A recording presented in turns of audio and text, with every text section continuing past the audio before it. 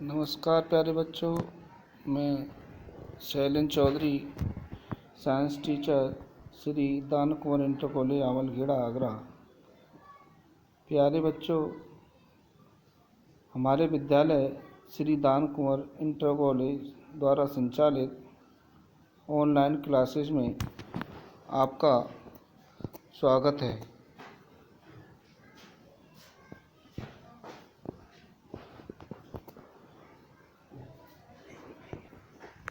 प्यारे बच्चों, आज हम कक्षा 10 के विषय विज्ञान के अध्याय 1 रासायनिक अभिक्रिया एवं रासायनिक समीकरण का अध्ययन कराएंगे।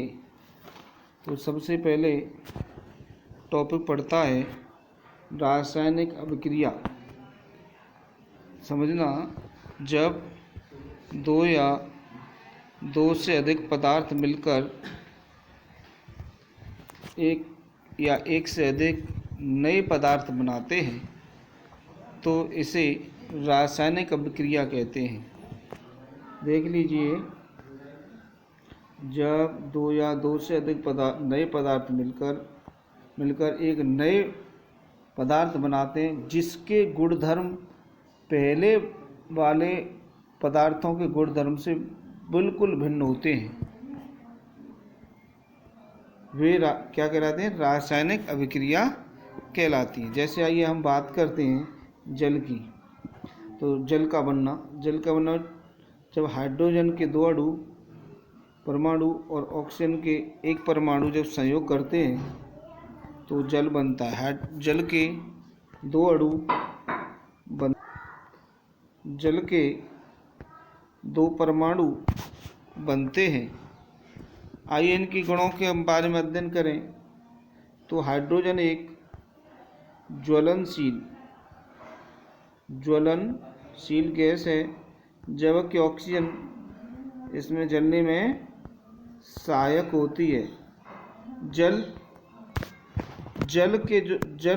का गुण न तो ज्वलनशील है न जलने में सहायक होता है, बल्कि अग्नि को बुझा सकता है। तो इसके जो नया पदार्थ बनता है उसके जो गुण होते हैं, नया पदार्थ यहाँ पे देख पा रहे हैं जल बना है। जल का जो गुण है हाइड्रोजन और ऑक्सीजन के गुण से बिल्कुल भिन्न है। ऐसी अगर हम बात करें कोयले का दहन, तो कोयले के दहन में देखेंगे ये कोयला कार्बन कोयला, ऑक्सीजन की उपस्थिति जब इसका दहन होता है तो कार्बन डाइऑक्साइड बनती है, CO2 गैस बनती है। आइए अब आगे बढ़ते हैं। दैनिक जीवन में रासायनिक अभिक्रिया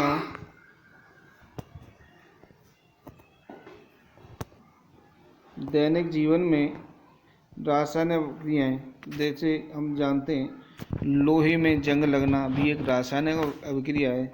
भोजन का पचना भी एक रासायनिक अभिक्रिया है, क्योंकि जब भोजन पचता है तो भोजन से हमें ऊर्जा मिलती है। दूध से दही बनना भी एक रासायनिक अभिक्रिया है और श्वसन भी एक रासायनिक अभिक्रिया है, क्योंकि श्वसन में हम ऑक्सीजन गैस लेते हैं और कार्बन डाइऑक्साइड गैस निकालते हैं। आइए अब आगे बढ़ते हैं, अभिकारक के बारे में समझते हैं। अभिकारक किसे कहते हैं? वे पदार्थ जो रासायनिक अभिक्रिया करते हैं, क्या करते हैं? जो रासायनिक अभिक्रिया करते हैं उनको अभिकारक कहते हैं। इन्हें अभिकर्मक भी कहते हैं, ध्यान रखना। उनका दूसरा नाम क्या है? अभिकर्मक। उत्पाद, रासायनिक अभिक्रिया में जो नया पदार्थ बनता है उसे हम उत्पाद कहते हैं। जैसे यहाँ पर समझें तो C और O2, C और ऑक्सीजन दोनों ही अभिकर्मक हैं और ये CO2 क्या है? उत्पाद है। CO2 उत्पाद है।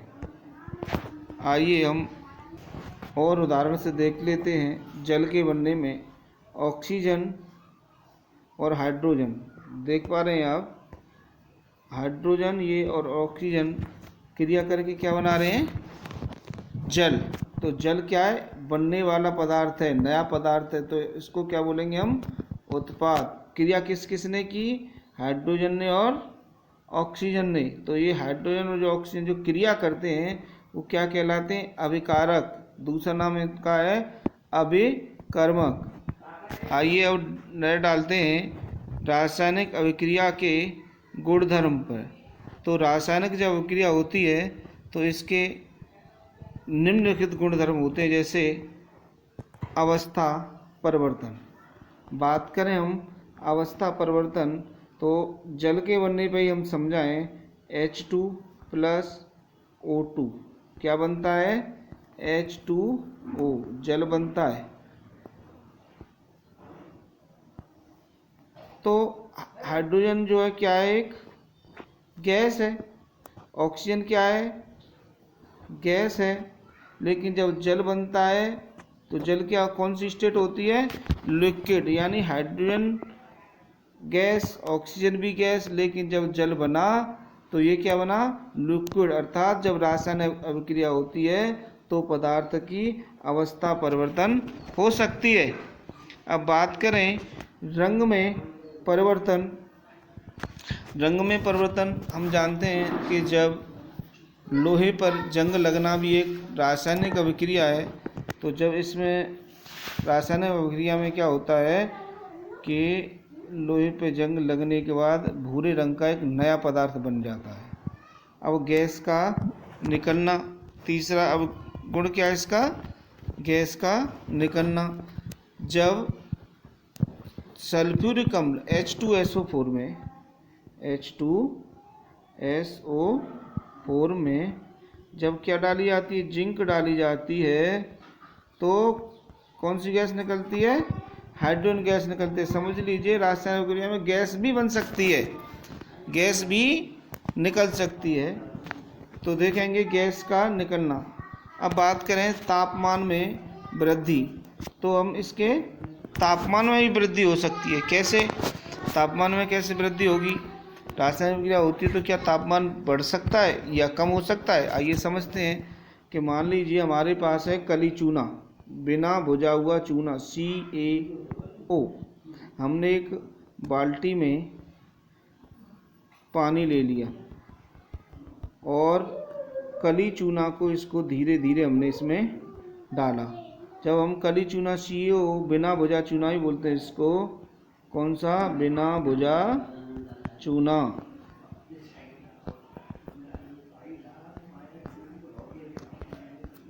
जब इसमें डालेंगे बाल्टी में तो डालने के बाद अगर हम इसकी बाहरी सतह को बाहर से अंदर से हाथ नहीं डालना है, बाहर से इसको हम इस तरह से टच करके देखेंगे तो ये जो बाल्टी का ये हिस्सा है, इस भाग है, वो कैसा हो जाएगा? गर्म हो जाएगा। क्योंकि कैल्शियम ऑक्साइड बिना भुजा चूना ने जल से क्रिया की और ऊष्मा उत्पन्न की, इसलिए उसके जल के तापमान में वृद्धि हो जाती है। तो ये रासायनिक अभिक्रियाओं के गुणधर्म।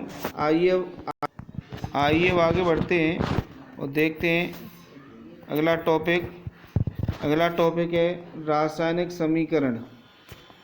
रासायनिक अभिक्रिया को प्रदर्शित करने वाले समीकरण को रासायनिक समीकरण कहते हैं।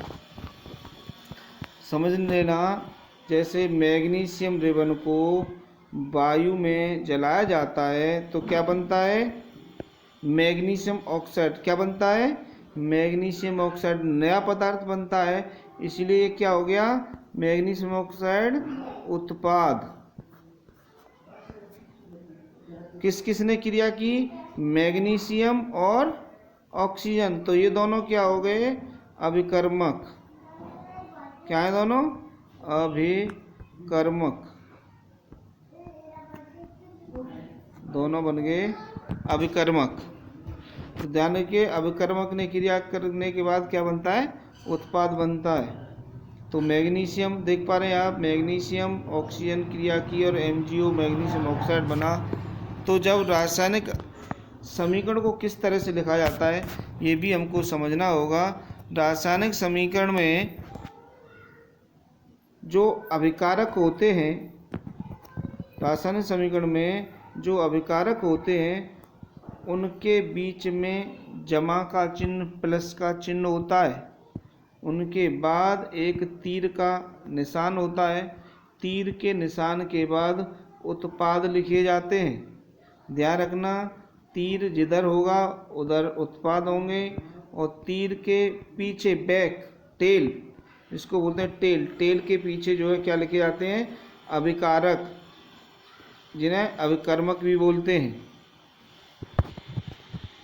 आइए अब जानते हैं रासायनिक समीकरण के प्रकार।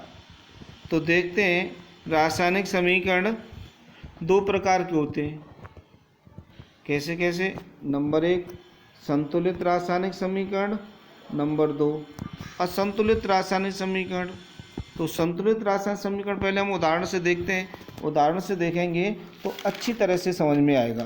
जैसे हम बात करें ZnH2SO4, इस समीकरण की बात करें तो इसमें Zn के कितने परमाणु हैं? अभिकर्मक में 1, उत्पाद में हम देखेंगे यहाँ पर और यहाँ पर, तो दोनों तरफ 1 1 है। अब बात करें हम हाइड्रोजन की, तो अभिकर्मक में हाइड्रोजन के 2 परमाणु, उत्पाद में भी हाइड्रोजन के 2 परमाणु। सल्फर, सल्फर का कितना परमाणु? अभिकर्मक में 1 और उत्पाद में भी 1। ऑक्सीजन की अगर बात करें ओ के अभिकर्मक में 4, उत्पाद में भी 4। यानी दोनों तरफ अभिकर्मक के परमाणुओं की संख्या और उत्पाद के परमाणुओं की संख्या कैसी है? बराबर है। अर्थात यह कैसा समीकरण कहलाएगा? संतुलित समीकरण है। इसके बाद पढ़ते हैं असंतुलित रासायनिक समीकरण। तो असंतुलित रासायनिक समीकरण हम देखेंगे Mg plus oxygen, magnesium ribbon plus oxygen जब क्रिया करते हैं तो मैग्नीशियम ऑक्साइड बनता है। मैग्नीशियम के कितने परमाणु हैं? 1। उत्पाद में देखें तो मैग्नीशियम के कितने परमाणु हैं? 1। यहाँ तक सही है। ऑक्सीजन के देखें अब, तो उत्पाद अभिकर्मक में ऑक्सीजन के कितने परमाणु हैं? 2। दोबारा देखिए, ऑक्सीजन के कितने परमाणु हैं? 2 परमाणु है। यहाँ पे O के नीचे 2 लगा, इसका मतलब है ऑक्सीजन के 2 परमाणु। लेकिन उत्पाद में ऑक्सीजन के नीचे कुछ भी नहीं लगा है, फिर भी हम 1 मानेंगे, अर्थात ऑक्सीजन का 1 परमाणु है। तो कह सकते हैं कि LHS के ऑक्सीजन परमाणु और RHS के ऑक्सीजन के परमाणु बराबर नहीं है। अतः यह कैसा समीकरण है? असंतुलित रासायनिक समीकरण है। आइए अब हम बात करते हैं रासायनिक समीकरण को संतुलित करना, यानी असंतुलित रासायनिक समीकरण को किस तरह से संतुलित किया जाता है। आइए आगे बढ़ते हैं, देखते हैं उदाहरण के through. Mg plus O2, magnesium और ऑक्सीजन, जब मैग्नीशियम का ऑक्सीजन की उपस्थिति में दहन होता है तो क्या बनता है? Magnesium oxide, MgO। जब रासायनिक समीकरण को जब संतुलित करते हैं तो पहले तो जो रिएक्शन दे रखी होती है, क्रिया दे रखी होती है, उसमें प्रत्येक सूत्र को एक कोष्ठक में बंद कर देते हैं। जैसे यहाँ पे देख पा रहे हैं आप, बंद हो रहे हैं। तत्पश्चात एक टेबल बनाते हैं जिसमें देख पा रहे हैं आप तत्व, अभिकारक और उत्पाद। तत्व कौन कौन से हैं? इस अभिक्रिया में कौन कौन से तत्व भाग ले रहे हैं? मैग्नीशियम Mg और ऑक्सीजन O। अब यहाँ पे देखते हैं कि दोनों तरफ मैग्नीशियम के परमाणुओं की संख्या बराबर होनी चाहिए, ऑक्सीजन के परमाणुओं की संख्या भी बराबर होनी चाहिए। तो देखते हैं मैग्नीशियम के जो परमाणु हैं अभिकर्मक में कितने परमाणु हैं। अगर यहाँ पे हम देखें तो मैग्नीशियम का 1 परमाणु है, दो को तो अभी बाद में गुणा करेंगे। यहाँ पे मैग्नीशियम का 1 परमाणु है और इधर मैग्नीशियम का भी 1 परमाणु, यानी 1 परमाणु ये और 1 परमाणु, यानी मैग्नीशियम के परमाणुओं की संख्या बराबर है। लेकिन उत्पाद में ऑक्सीजन के देखें तो ऑक्सीजन के अभिकारक में कितने परमाणु हैं? 2, और उत्पाद में कितने परमाणु थे? 1। देख पा रहे हैं। लेकिन ऑक्सीजन के 2 एक तरफ 2 हैं, एक तरफ हम देखते हैं कि ऑक्सीजन के अभिकारक में 2 परमाणु हैं और उत्पाद में 1 परमाणु। दोनों तरफ परमाणु की संख्या बराबर नहीं है, अतः हमें दोनों तरफ परमाणुओं की संख्या बराबर करनी है। अब देख रहे हैं जैसे यहाँ पे एक परमाणु है, यहाँ पे कितने परमाणु हैं, 2। तो ऐसा नहीं कर सकते कि उत्पाद में एक परमाणु ऑक्सीजन का और जोड़ दें। तो हमें ध्यान रखना है, न तो कभी जोड़ना है न घटाना है, हम और केवल क्या कर सकते हैं, गुणा कर सकते हैं। इसीलिए हमने ये यहाँ पे ब्रैकेट लगवाए थे। तो हमें ऑक्सीजन के कितने परमाणु करने हैं, 2 परमाणु करने हैं। तो हमने उत्पाद में इस ब्रैकेट के कितने से गुणा कर दिया, जब हमने 2 से गुणा कर दिया तो ऑक्सीजन के परमाणुओं की संख्या हो गई बराबर। लेकिन जब हमने 2 से गुणा किया तो गुणा किसके साथ भी हो रहा है, मैग्नीशियम के साथ हो रहा है। मैग्नीशियम के भी 2 परमाणु हो गए। अब यहाँ पे पहले मैग्नीशियम का 1 परमाणु था, इधर भी 1 परमाणु था, संतुलित था। लेकिन जब यहाँ पे 2 का गुणा किया, हमने यहाँ पे 2 का गुणा किया है, तो यहाँ पर भी उत्पाद में मैग्नीशियम के 2 परमाणु हो गए। अर्थात हमें अभिकारक में भी 2 से गुणा करना पड़ेगा, तब जाकर के ये समीकरण संतुलित होगा। समझ पा रहे हैं? आइए हम अगले उदाहरण से समझते हैं। Fe आयरन प्लस H2O जब क्रिया होती है तो Fe3O4 प्लस हाइड्रोजन बनता है। तो हमारे जो तत्व हैं Fe, H और O ने ही क्रिया की है। तो सबसे पहले हम इनको एक ब्रैकेट में बंद करेंगे। ये मैं देख पा रहे हैं, आप मैंने ये ब्रैकेट में बंद कर दी। तो इधर हम देखेंगे उत्पाद में, यहाँ पे उत्पाद में Fe के कितने परमाणु हैं, 1। अभिकर्मक में Fe के कितने परमाणु हैं, 1। कुछ भी नहीं लिखा है Fe के नीचे, तो 1 मानते हैं, अर्थात Fe का 1 परमाणु है। इधर बात करें उत्पाद में, अभिकर्मक में 1 परमाणु। उत्पाद में बात करें तो Fe के नीचे लिखा है 3, यानी उत्पाद में इसके 3 परमाणु हैं। कितने परमाणु हैं, 3 परमाणु हैं। Fe का 1 और उत्पाद में 3। अब बात करें हम हाइड्रोजन की, तो हाइड्रोजन के अभिकारक में कितने हैं, 2। और उत्पाद में यहाँ पे देखेंगे तो 2, यानी हाइड्रोजन के परमाणुओं की संख्या दोनों तरफ बराबर है। अब बात करें हम ऑक्सीजन की, तो ऑक्सीजन का यहाँ पे कुछ भी नहीं लिखा है, तो कितने परमाणु मानेंगे, 1। और यहाँ पे ऑक्सीजन के 4 परमाणु। अब हमने बताया था कि इनको हम ब्रैकेट में बंद करके रखते हैं, क्योंकि हमें इनके साथ केवल गुणा कर सकते हैं। कोई नई संख्या, कोई नया तत्व न तो जोड़ सकते हैं ना घटा सकते हैं। तो हम बात करेंगे ऑक्सीजन से, तो ऑक्सीजन के इधर कितने, 1 परमाणु है अभिकारक में, और इधर उत्पाद में 4 हैं। तो इधर हम 4 से गुणा कर दें, ऑक्सीजन में कितने से गुणा कर दें, 4 से, यानी यहाँ पे हमने कितने से गुणा कर दिया, 4 से गुणा कर दिया। तो देखेंगे हम ऑक्सीजन के भी 4 हो गए दोनों तरफ, उत्पाद में भी और अभिकारक में, दोनों तरफ ऑक्सीजन के 4 परमाणु हो गए। लेकिन जैसे ही हमने यहाँ पे 4 से गुणा किया तो हाइड्रोजन के भी परमाणु 4 दूनी 8 हो गए। लेकिन यहाँ पे हम देख पा रहे हैं, यहाँ पे हमने कितने से गुणा कर दिया, 4। तो 4 दूनी 8। तो यहाँ पर भी उत्पाद में भी हमको 4 से गुणा करना पड़ेगा। कितने हो गए, 4 और 4 8। क्लियर है ना? अब इसके बाद बचा हमारा क्या, Fe के उत्पाद में कितने परमाणु हैं, 3। और अभिकारक में कितने, 1। तो अभिकारक में अगर हम 3 से गुणा कर दें तो देखेंगे दोनों तरफ परमाणुओं की संख्या बराबर हो गई। अभिकारक में भी Fe के 3, उत्पाद में भी 3। हाइड्रोजन के 8, उत्पाद में भी 8। ऑक्सीजन के अभिकारक में 4, उत्पाद में भी 4। अतः यह समीकरण संतुलित हुआ। लेकिन जब पुनः समीकरण को लिखते हैं तो इन ब्रैकेट को हटा देते हैं। हटा करके कैसे लिख देंगे, 3Fe plus 4H2O equal to, जैसे ऊपर लिखा है बिल्कुल।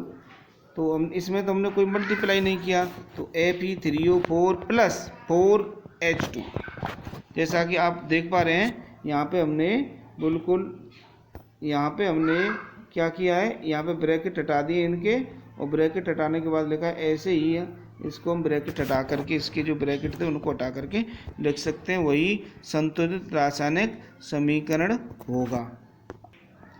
आइए अब हम जानते हैं कि रासायनिक समीकरण को संतुलित करना क्यों आवश्यक है। हमने कक्षा 9 में पढ़ा था द्रव्यमान संरक्षण का सिद्धांत। द्रव्यमान को न तो उत्पन्न किया जा सकता है और न ही नष्ट किया जा सकता है, अर्थात अभिकारक तथा उत्पाद में परमाणुओं की संख्या बराबर करने के लिए रासायनिक समीकरण को संतुलित करना आवश्यक है। यानी रासायनिक समीकरण को क्यों संतुलित किया जाता है? क्योंकि अभिकारक और उत्पाद में परमाणुओं की संख्या बराबर होनी चाहिए। अब पढ़ते हैं रासायनिक अभिक्रियाओं के प्रकार। रासायनिक अभिक्रिया निम्न प्रकार की होते हैं, जैसे संयोजन। संयोजन का मतलब जो आप जानते हैं, संयोजन मतलब जोड़ना। जब ऐसी कोई रासायनिक अभिक्रिया हो जिसमें दो या दो से अधिक पदार्थ मिलकर के सभी जुड़ करके एक ही पदार्थ बनाए।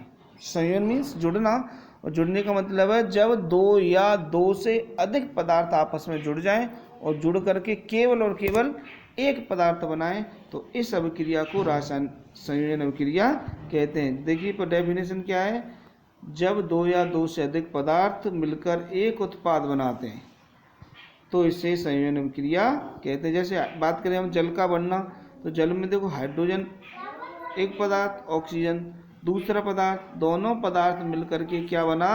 जल बना, H2O बना। समझ में आ रहा है? फिर उसके बाद पढ़ते हैं हम आगे और समझ लेते हैं इसमें कोयले का दहन। ये C मीन्स कोयला, कार्बन, और ऑक्सीजन। कार्बन कोयले का जब ऑक्सीजन की उपस्थिति में क्या होता है? दहन होता है, तो क्या बनता है? CO2 carbon dioxide. यहाँ पर हम देख रहे हैं दो अभिकर्मक हैं और उत्पाद क्या है? एक है। तो ये कौन सी अभिक्रिया होगी? संयोजन अभिक्रिया। आइए हम दूसरी अभिक्रिया देखते हैं, वियोजन अभिक्रिया। वियोजन का मतलब है टूटना, यानी संयोजन का बिल्कुल विलोम, अपोजिट। जब एक अभिकर्मक दो या दो से अधिक उत्पाद बनाता है तो इसे वियोजन अभिक्रिया कहते हैं। जब एक अभिकर्मक टूट करके दो या दो से अधिक, अभिकर्मक एक है, उत्पाद दो या दो से अधिक हो सकते हैं। पिछले हम देख पा रहे थे अभिकर्मक दो या दो से अधिक थे, उत्पाद एक था। यहाँ पे हम देख रहे हैं कि अभिकर्मक एक है, उत्पाद दो या दो से अधिक बनते हैं। तो जब वियोजन अभिक्रिया होती है तो वियोजन अभिक्रिया तीन प्रकार की होती है। अर्थात वियोजन जो होता है, रासायनिक अभिक्रिया में जो वियोजन होता है वो तीन विधियों से होता है। नंबर एक, ऊष्मीय वियोजन। इसमें अभिकारक को गर्म करके अपघटित किया जाता है, वियोजित किया जाता है, टुकड़ों में तोड़ा जाता है। जैसे FeSO4। FeSO मतलब फेरस सल्फेट को जब हम गर्म करते हैं तो क्या बनता है? Fe2O3 यानी ferric sulphate, SO2 sulphur dioxide, और SO3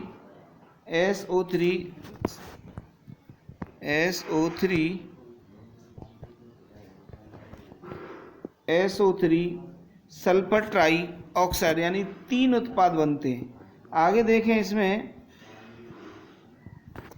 कैल्शियम कार्बोनेट को जब गर्म किया जाता है तब वहाँ पे कली चूना अर्थात बिना भुजा हुआ चूना और कार्बन डाइऑक्साइड गैस बनती है। यानी यहाँ पे देख रहे हैं अभिकर्मक एक और उत्पाद हमारे कितने हैं? दो। क्या क्या? बिना भुजा चूना और कार्बन डाइऑक्साइड गैस। तो ये कौन सा वियोजन है? गर्म करने पे हो रही है क्रिया, तो ये है ऊष्मीय वियोजन। अगला वियोजन पढ़ते हैं, विद्युत वियोजन। विद्युत वियोजन में क्या है? विद्युत धारा प्रवाहित करके उसको अभिकर्मक को तोड़ा जाता है, अभिकारक को विद्युत धारा प्रवाहित करके तोड़ा जाता है। ऐसी वियोजन अभिक्रिया देख पा रहे हैं आप, ऐसी वियोजन अभिक्रिया जिसमें विद्युत धारा प्रवाहित की जाए तो वह वियोजित हो, यानी अभिकारक जो है क्या हो जाए? वियोजित हो जाए। जैसे अगर हम पानी में विद्युत धारा प्रवाहित करें तो पानी क्या बन जाता है? वियोजित हो जाता है, ऑक्सीजन और हाइड्रोजन गैस बनती है। जल कौन सी स्टेट में था? लिक्विड स्टेट में था, एल लिक्विड। और क्या बन जाता है? हाइड्रोजन और ऑक्सीजन गैस बनती हैं। आइए आगे बढ़ते हैं। अब आगे बढ़ते हैं। वियोजन अभिक्रिया का तीसरा भाग प्रकाशीय वियोजन होता है। प्रकाशीय वियोजन में क्या होता है कि अभिकर्मक सूर्य के प्रकाश की उपस्थिति में दो या दो से अधिक भागों में वियोजित हो जाता है। जैसे जब अभिकर्मक को सूर्य की उपस्थिति में वियोजित किया जाता है तो इसे प्रकाशीय वियोजन कहते हैं। जैसे AgCl यानी सिल्वर क्लोराइड को सूर्य के प्रकाश की उपस्थिति में लाया जाता है, सूर्य के प्रकाश में लाया जाता है तो Ag और Cl2 दो उत्पाद बनते हैं। इसका हमें ध्यान रखना है। प्रकाशीय वियोजन ब्लैक एंड वाइट फोटोग्राफी में उपयोग किया जाता है। आइए आगे बढ़ते हैं। विस्थापन अभिक्रिया दोबारा समझ लेना। पहली अभिक्रिया संयोजन अभिक्रिया, दूसरी अभिक्रिया वियोजन अभिक्रिया। बाकी जो फर्स्ट सेकंड थर्ड थी वो वियोजन अभिक्रिया के 3 भाग होते हैं। वियोजन अर्थात वियोजन अभिक्रिया 3 प्रकार की होती है।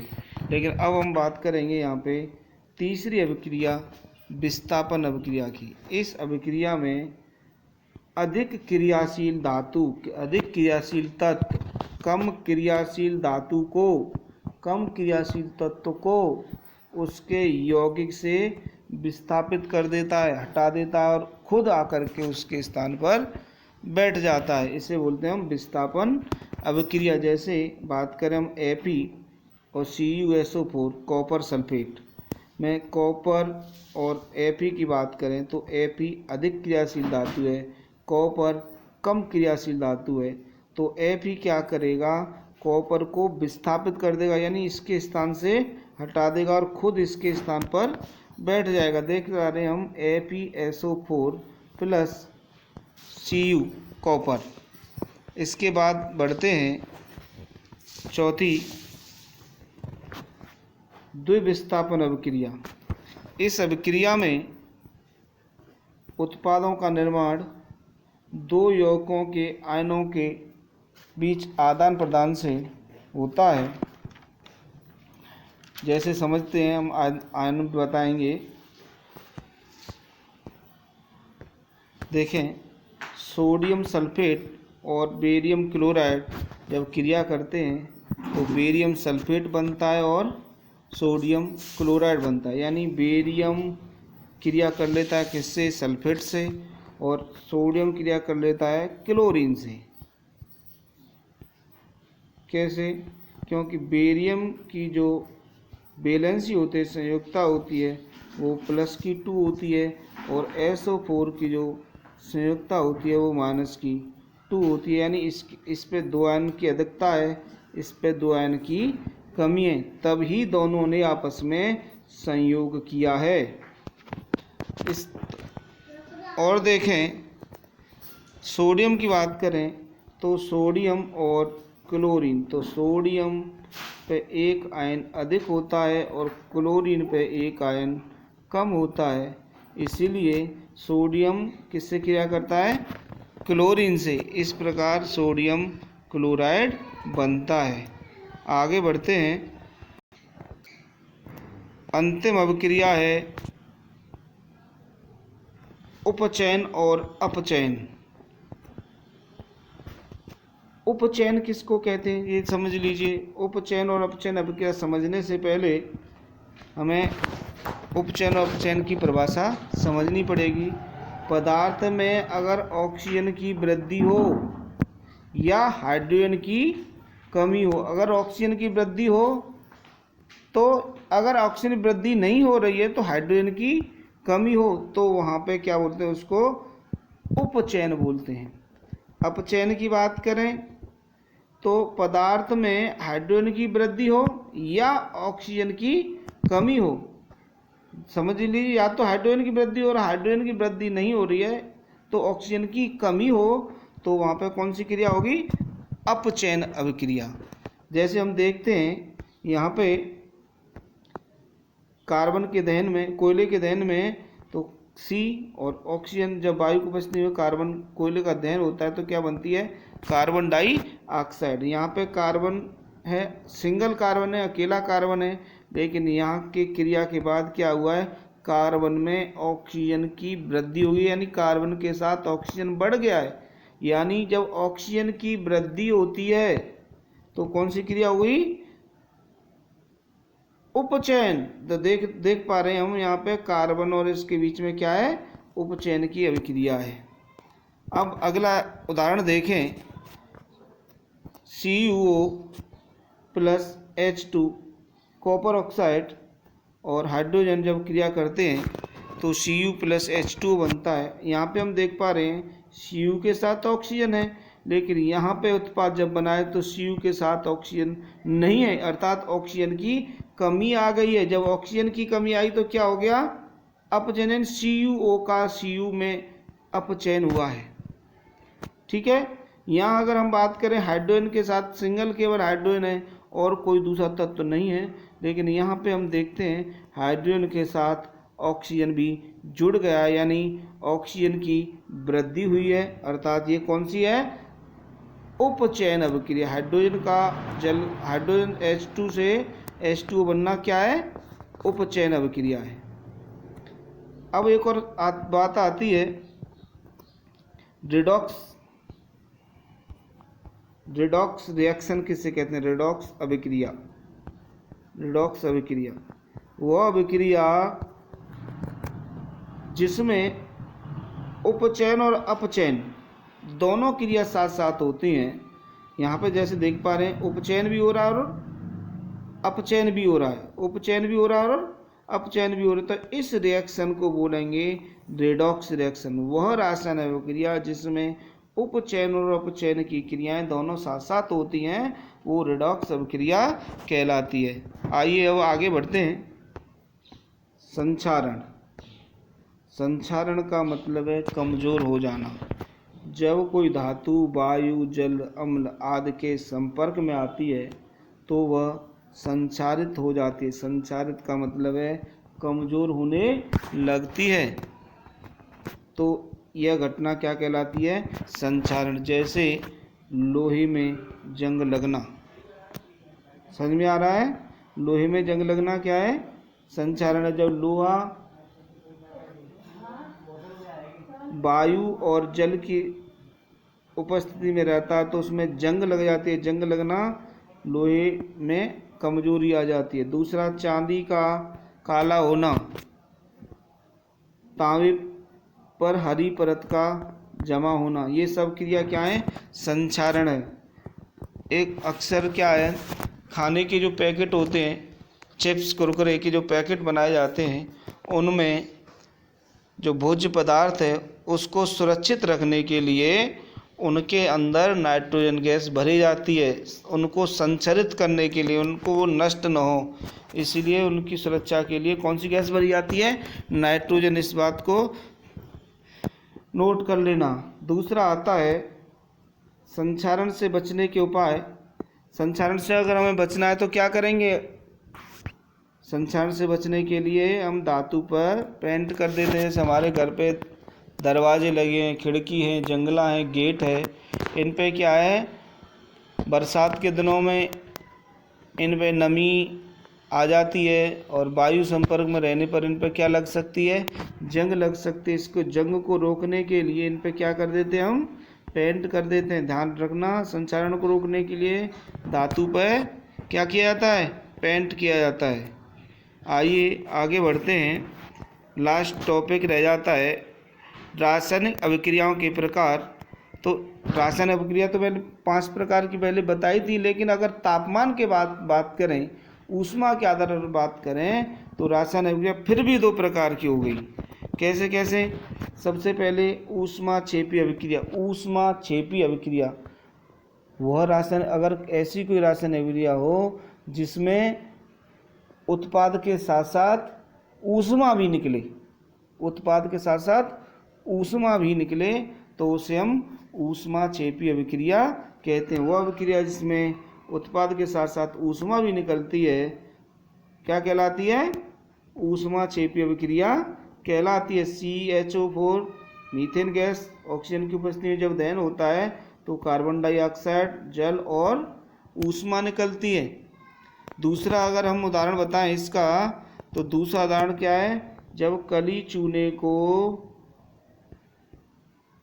जल में घोला जाता है तो CaOH का वोल्टाज कैल्शियम हाइड्रोक्साइड प्लस ऊष्मा, मैंने बताया था तुमको इससे पहले, बाल्टी में अगर हम कली चूना डालें तो अगर थोड़ी देर पश्चात देखेंगे तो बाल्टी जहाँ तक जल भरा है वो बाल्टी का भाग क्या हो जाएगा? गर्म हो जाए। गर्म का मतलब ऊष्मा निकली तभी तो गर्म हुआ, ठीक है।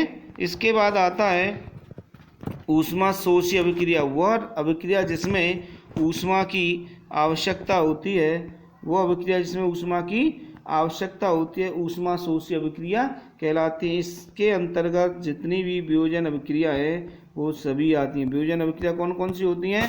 3, प्रकाशीय वियोजन, विद्युत वियोजन और ऊष्मीय वियोजन। दोबारा समझ लीजिए, ऊष्मीय वियोजन, विद्युत वियोजन और प्रकाशीय वियोजन। इसके अंतर्गत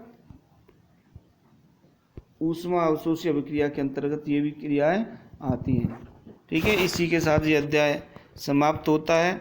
अगले अध्याय के लिए हम अगले वीडियो में बनाएंगे। धन्यवाद।